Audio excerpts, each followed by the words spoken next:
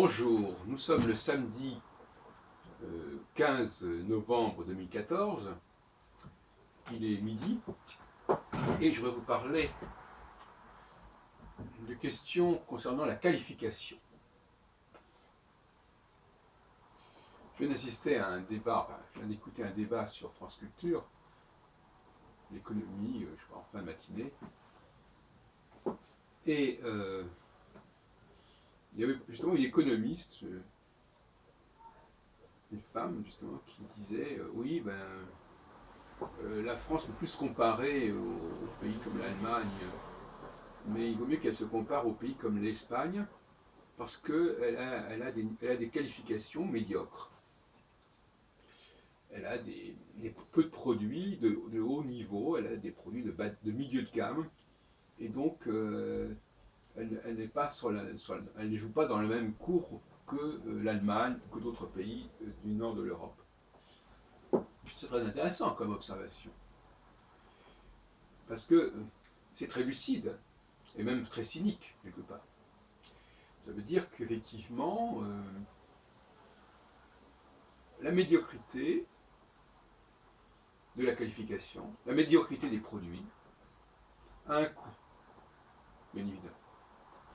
Et il va de soi aussi que ce qui est médiocre est plus facilement réalisable que ce qui ne l'est pas. Et que le nombre de personnes qui peuvent produire des choses médiocres est plus important que le nombre de personnes qui peuvent produire des choses de haut niveau. Et ça, c'est une apologie pro domo, c'est-à-dire qu'effectivement, c'est la situation des femmes. Les femmes ont besoin, pour se sentir bien, d'une certaine médiocrité de l'environnement. Tant qu'on est dans la médiocrité, et en France on est dans la médiocrité, eh bien les femmes sont à l'aise. Plus on va vers des pays où il y a quelque chose de beaucoup plus exigeant, plus les femmes elles sont moins fières. Voyez-vous? Donc ça c'est très important, parce que quand une femme parle d'égalité, tout dépend du contexte économique, de concurrence, de compétition dans lequel on se trouve. Et parler d'égalité en France, ce n'est pas la même chose qu'aux États-Unis ou qu'en Allemagne ou ailleurs. Donc là, il y a, comme dirait l'école d'ethnométhodologie à laquelle j'appartiens, il y a là un non-dit, il y a un sous-entendu.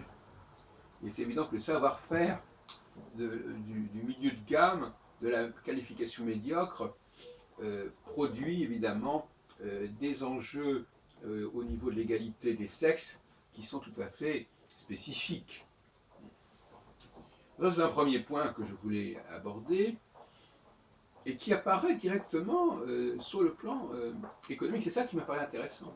C'est que ces analyses que j'ai faites, on s'aperçoit qu'elles se confirment sur le plan économique, sur le plan macroéconomique. C'est-à-dire qu'effectivement, la France, par sa médiocrité, se trouve en concurrence avec un tas d'autres pays qui ont, et avec la question aussi du coût de la main-d'œuvre, parce qu'en Espagne, où on produit des choses qui sont à peu près comparables à celles de la France, sauf quelques exceptions, eh bien les gens, ils ont un coût de travail plus faible. Et d'une manière générale, d'ailleurs, la question du coût de travail par rapport à la qualité du produit est une question majeure.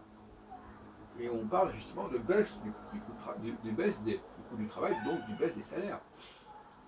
Oui, il y a un prix à tout. Si on a des produits médiocres et des gens médiocres, eh ben, au moins ils le font, ils ont la satisfaction de travailler, mais le travail qu'ils font ne se vend pas ou exige des salaires plus faibles.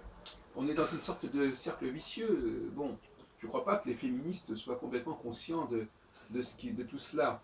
Parce qu'en fin de compte, quelque part, eux, ils ont intérêt, pour des raisons sociales, pour des raisons. C'est-à-dire que la rivalité sexuelle conduit à la recherche d'une médiocrité. Je suis obligé de le dire. Ben oui. La médiocrité calme les conflits entre hommes et femmes.